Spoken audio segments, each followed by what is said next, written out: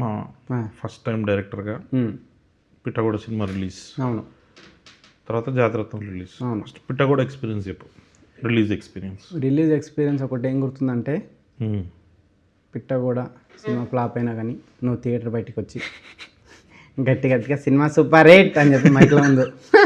ఆ వీడియో దొరకదు యూట్యూబ్లో, అట్లా మేనేజ్ చేసి ఆ వీడియో దొరికితే బాగుండు. కానీ నాకు మస్తు నచ్చింది మామ నాకు సినిమా. లేదు మామ, అంటే మన బ్యాచ్లో ఒక డైరెక్టర్ అయ్యిండు, ఆడి సినిమా ఫినిష్ చేసిండు. కానీ ఫస్ట్ మంచిగా అనిపించింది. కానీ జనాలకు అసలు దొరకదు తెలుసా మామ అది. ఏమో అంటే పిట్టగోడ చాలా మంది అడుగుతారు. ఓకే, మస్తు బాగా అనిపిస్తుంది.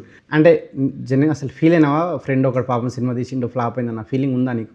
నేనే ఎక్కువ ఫీల్ అయినా మామ, నువ్వే సిగ్గు లేకుండా తిరుగుతుంది. గుర్తుంది మామ, నువ్వు మెసేజ్ చేసినావు నాకు 2-3 డేస్ తర్వాత.